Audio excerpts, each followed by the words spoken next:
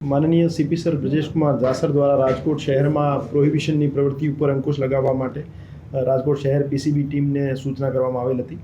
આ સૂચનાની અનુપાલનાના ભાગરૂપે પીઆઈ શ્રી એમ.આર. ગોંડિયા સાહેબ અને પીએસઆઈ શ્રી પીબી રાજ્યા સાહેબની ટીમ દ્વારા એક રાજકોટ શહેરના 7 પ્રોહિબિશનના ગુનામાં વોન્ટેડ આરોપી યાકુબ મૂસા મોટાણીને ઝડપી પાડવામાં આવેલ છે। આ જે આરોપી છે એ આરોપી વિદેશી દારૂની રાજકોટ શહેરમાં સપ્લાય લાંબા સમયથી કરતો હતો।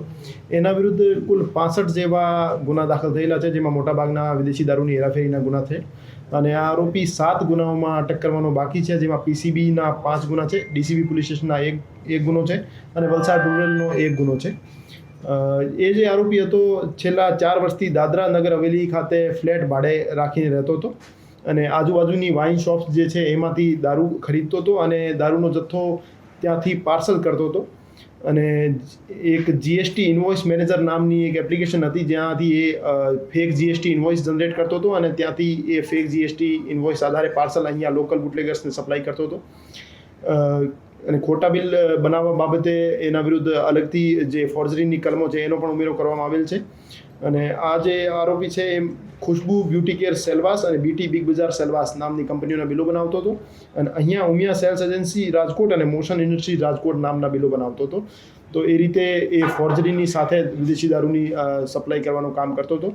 એ આરોપીની અત્યારે ફર્ધર રિમાન્ડ મેળવી પૂછપરછ ચાલુ છે।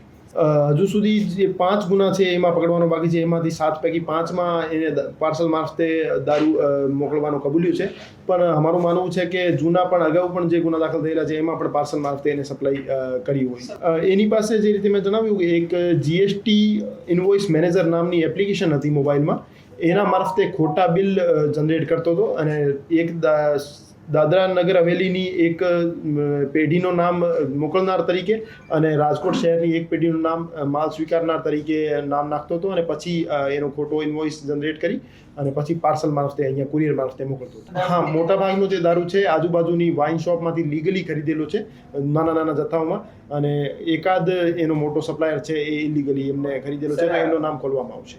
કુરિયરમાં એની હજુ સુધી સાઠગાંઠ સામે નહીં આવી, પણ કુરિયરનો જે પ્રોપર સ્ક્રુટની થતી હતી કે કેમ, એની ચેકિંગ થતી હતી કે કેમ, એ બાબતે કોઈ નિષ્કાળજી જણાઈ આવશે તો કુરિયર એજન્સીને પણ એમાં ઇન્વોલ્વ કરવામાં આવશે। મોકલનાર તરીકે એ 2 કંપનીના બિલો સામે આવ્યું છે, જેમાં ખુશ્બુ બ્યુટી કેર સેલવાસ અને બીટી બિગ બજાર સેલવાસ, એ 2 એજન્સીના નામ ઇન્વોલ્વ કરતો હતો અને માલ લેનાર તરીકે ઉમિયા સેલ્સ એજન્સી અને મોશન ઇન્ડસ્ટ્રીઝ રાજકોટ। એ બાબતે એ જે આરોપી છે એની પાસેથી 8 મોબાઈલ ફોન જે કબજે કરવામાં આવેલ છે એ એફએસએલમાં મોકલવામાં આવશે અને એનો જે ઓરિજિન ક્યાંથી થયો છે એ બાબતે ઊંડાણપૂર્વક તપાસ કરવામાં આવશે।